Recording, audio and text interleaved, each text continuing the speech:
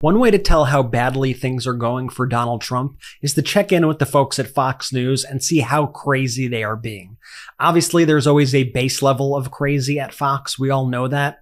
But on occasion, they turn it up to like 11. And I'm just going to say they turn it up to like infinity. Okay. Last night was like that. And we see this just desperation, this disinformation continue to spread through Fox. And I want to break it all down for you because we can't ignore the craziness as to what is going on there. You know, a lot of people ask me, Brett, how is this so close? How is this election so close with everything we know? The fact is, everybody doesn't know everything that we know because some people are tuned in to channels like Fox, which are just spreading lies every single day. This is the most sophisticated, well-funded propaganda operation we have ever seen in history. So it's important here on the Midas Touch Network that we cover it and we share exactly what they are doing. My name is Brett Meiselas here with the Midas Touch Network. Remember to hit subscribe. We're on our way to 3.5 million subscribers. And guess what? We actually get more views here on YouTube than Fox does. And that's thanks to you. So continue to subscribe and continue to share these videos so that we could beat them in the messaging war. Okay, let's get right into it. Laura Ingraham last night was ramping up her attacks of DEI. She was saying everything with FEMA is just DEI. That's the code word they used to try to blame anything that goes wrong on people who are not straight and white and male. It's just the facts. It's what they do over at Fox. So last night, Laura Ingraham was saying that FEMA is staffed with woke radicals.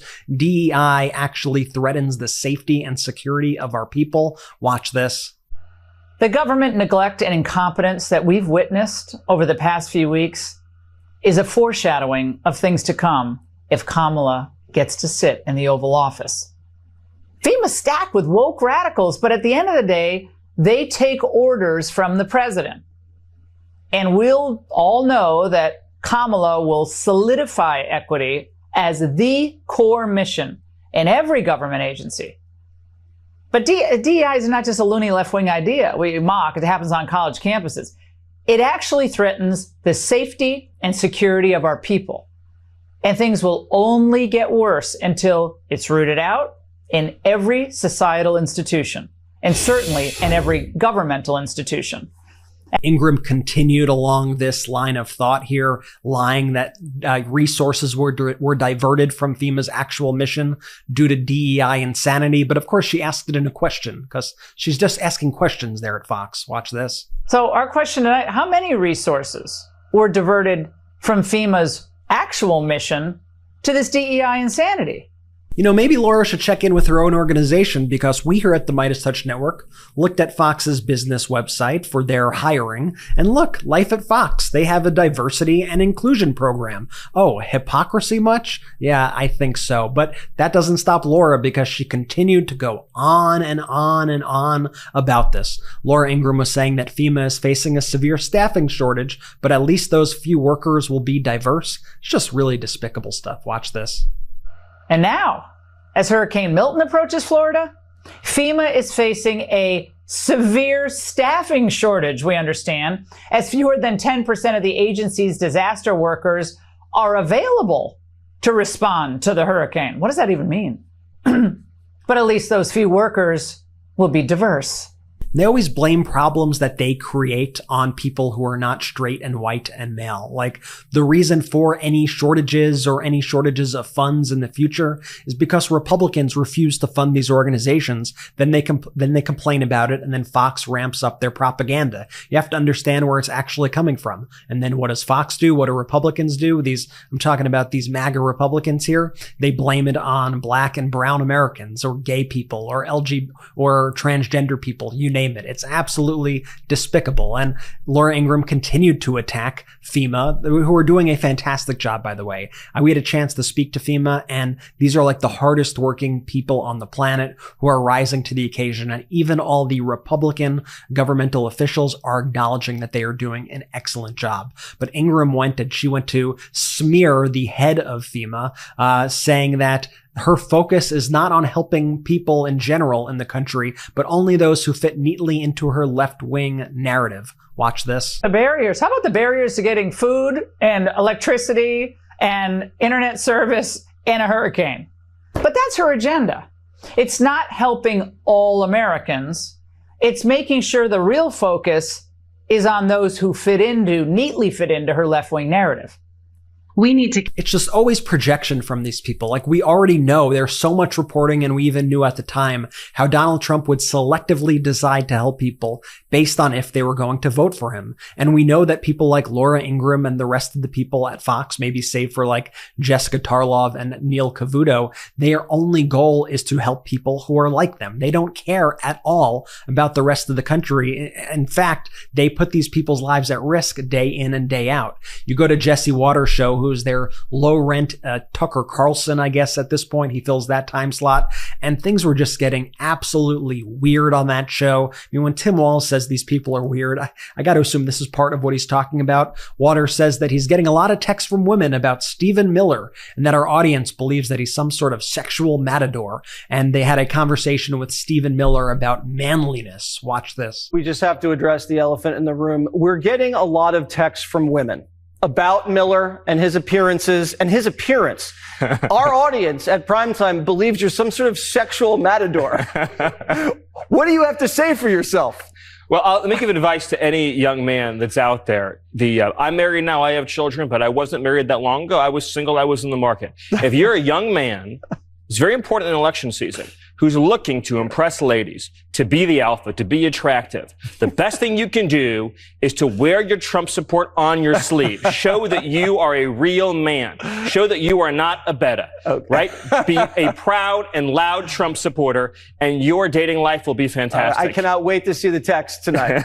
I just want to apologize if you already ate your breakfast this morning and you feel it coming back up. I apologize, but before I fully apologize, before you forgive me, I got to show this one picture of Stephen Miller when he had a spray on hair when he did an interview, just for no particular reason, but we could look at this photo and we can move on quickly. Okay, that's enough. Let's move on to Alina Habba, who was also on Fox. Alina Habba started spreading lies and disinformation, saying that there were babies floating in the water and criticizing Vice President Kamala Harris for campaigning right now, even though she has been very in tune with the efforts on the ground and has been a key player in these recovery efforts. Here's what Alina Habba had to say. Western North Carolina got hit really hard. And like you said, these are real people with real issues. They don't need a $750 handout for a press headline. They need help. They need water. There are still people missing. There are babies floating in the water, and we're on podcasts. That's what the Harris team is doing. So I think what Cedric's doing is completely irresponsible. Where did you see that report of a baby floating in the water? We have absolutely heard there are children floating. There's missing bodies, dead bodies. We know that. There are dead people. We're up to 250. 32. Yeah, 32. Thank you. So this is the problem. It's not misinformation, it's fact. And to talk about Katrina. And you notice even Fox had to step in there to correct Alina Habba. That was even too far for Fox to go. And what I believe Alina Habba is referencing is this fake photo. We could put it up now. It's a fake artificial intelligence image created by people on the internet and spread by MAGA and spread by people like Donald Trump in order to spread lies about what is going on. It's just a fire hose of daily lies every single day in order to try to convince people to vote for Trump. This picture is fake. It's fake, and spreading stuff like this is absolutely vile, and it does nothing to help the situation and makes things more dangerous. And the fact that in a best case scenario, Alina Habba fell for the AI, and in a worst case scenario, she knows she is spreading these lies, shame on her. Shame on Alina Habba. Alina Habba then tried to trash an article in the Washington Post that suggested that Trump should be using Nikki Haley on the campaign trail. And things got a little weird because the Fox host informed her that while you're trying to trash the Washington Post over here, that article was actually written by one of our contributors here at Fox, a Republican. So maybe you don't want to be as mean about it because it was written by one of us over here. You'll notice that Alina Habba's tone kind of changes slightly when she finds that out. Watch this. Polling. And one of the questions that is being asked today by Mark Thiessen of the Washington Post has to do with Nikki Haley, who we're going to talk to in a minute. So I wanted to get your thoughts on this. Mark Thiessen writes this: Trump should deploy her to key battleground states for the next 4 weeks to convince the reluctant but persuadable 18% of the electorate to cast their ballots for him. Failure to do so would be sheer political malpractice. It could very well cost him the presidency. That's Mark Thiessen writing a column for the Washington Post. What's your reaction to that? Is that going to happen, first of all? I'm not going to speak to what his plan is, but WAPO is pretty rich to be giving President Trump advice. Well, that's Mark Thiessen, who's a contributor here at Fox. Okay, but yeah. Well, all I can tell you is this. We are all for anybody who's trying to save America. And Nikki Haley, if she's on that camp today and she's willing to come out and help save America, God bless, let's go. Because we are in a state of crisis. We have seen people come out, actors, actresses, that know that it'll hurt their career and support Donald Trump. We are in a state of crisis. She said she was standing by and happy to help. Love that was a few weeks ago. Love that. But you don't know that if there's any plan at this point. I do not know of any plan at this point. All right. Alina. Do you want a better way to simplify finance operations for your business across expenses, vendors, payments, and accounting? If so, Ramp could be a complete game changer for you like it was for our small business. Ramp gives finance teams unprecedented control and insight into company spend. With Ramp, you're able to issue cards to every employee with limits and restrictions and automate expense reports so you can stop wasting time at the end of every month. Ramp's accounting software automatically collects receipts and categorizes your expenses in real time so you don't have to. You'll never have to chase down a receipt again, and your employees will no longer spend hours submitting expense reports. The time you'll save each month, and I can vouch for this, on employee expenses will allow you to close your books 8 times faster. Ramp saves you money. Businesses that use Ramp save an average of 5% the first year. Ramp is easy to use. All of those true for us at Midas Touch.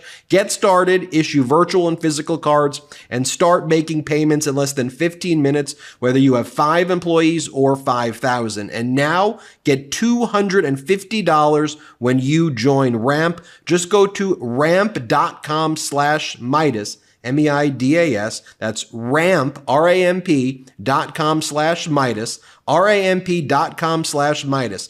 Cards issued by Sutton Bank and Selton Bank, member FDIC. Terms and conditions apply.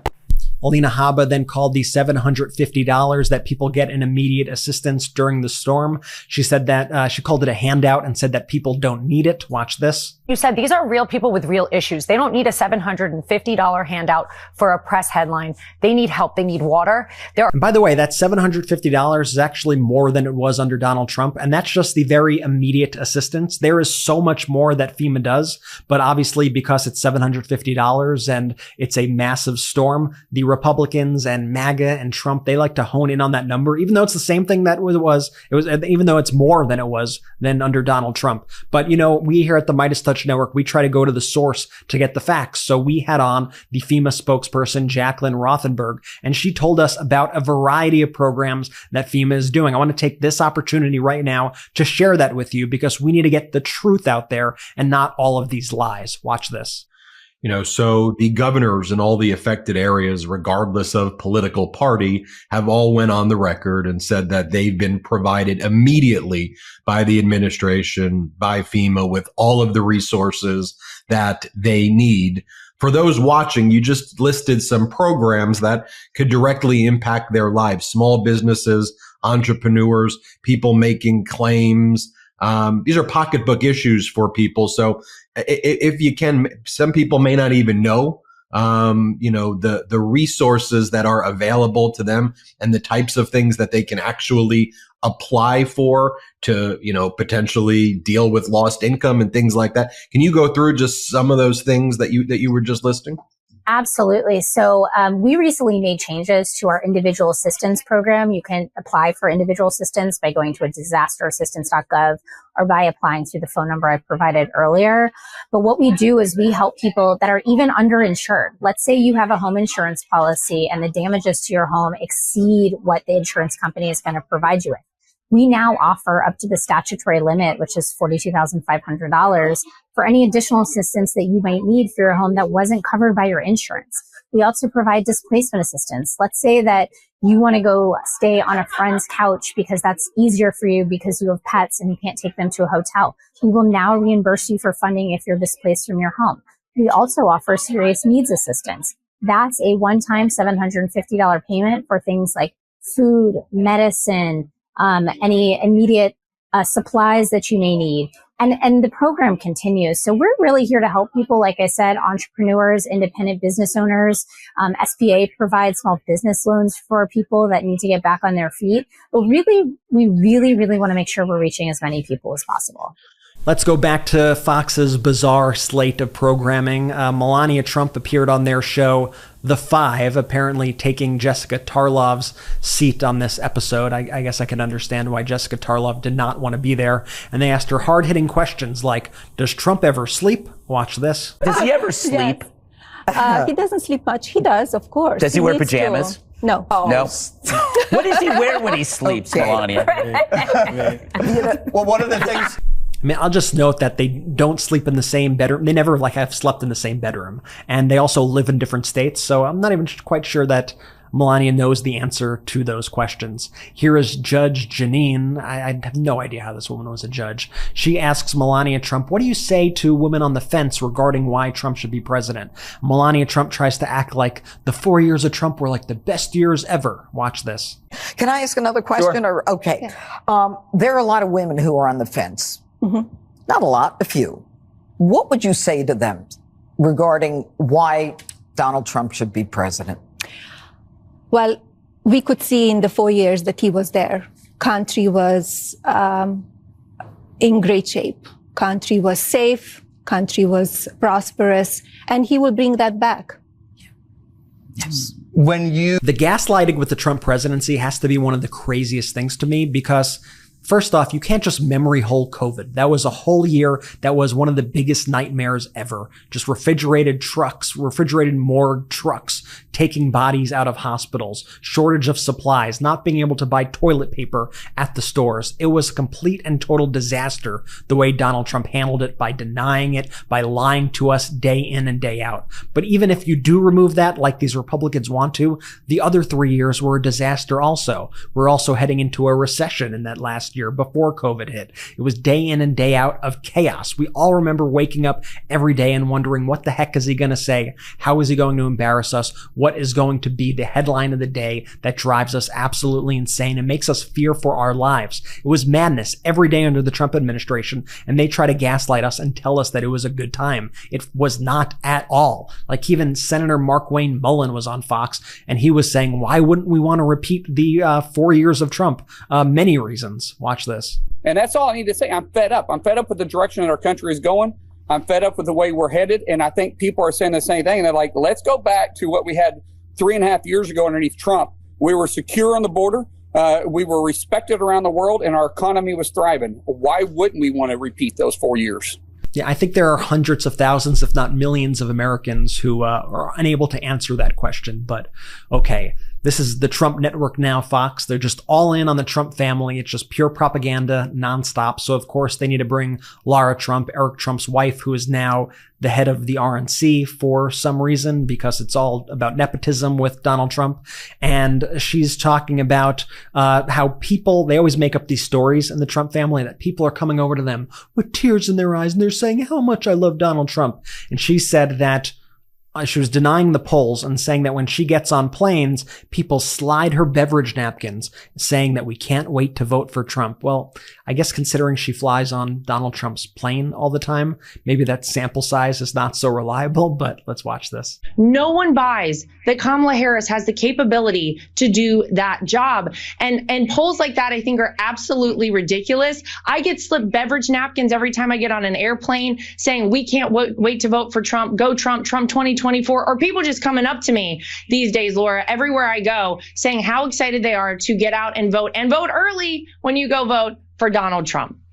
Cedric Richmond, a Harris-Walz campaign co-chair, appeared on Fox with Martha McCallum, and he went to correct the record on a lot of the lies and disinformation that they were spreading. I'm happy that the Harris-Walz campaign sent somebody to correct the lies that they were spouting. Like this, for example, when McCallum asked him, why did it take a week to get on the ground? And he said, it wasn't a week. What are you talking about? Watch this. Neighbors are helping neighbors, and that there's a lot of efforts that are underway, but it still begs the question, why did it take a week for FEMA to get on the ground And during that time, we did see a lot of campaigning going on. So it raises questions about who is callous in this situation.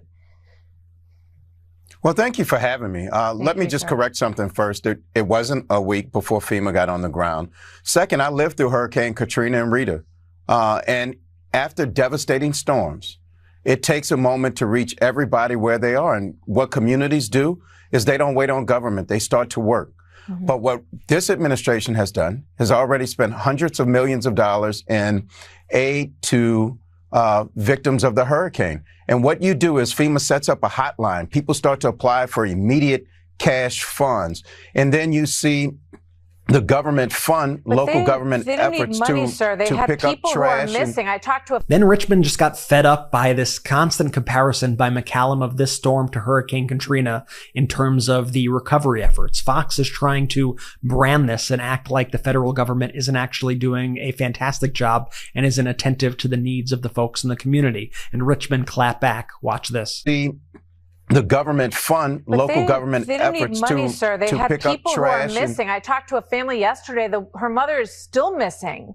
And we lost more than 230 people have died in this situation. And I'm listening to Governor DeSantis talking about the pre-positioning of all of these assets, Black Hawk choppers, all these things that are ready to go. And how do you respond to that? Why wasn't that the case with Helene?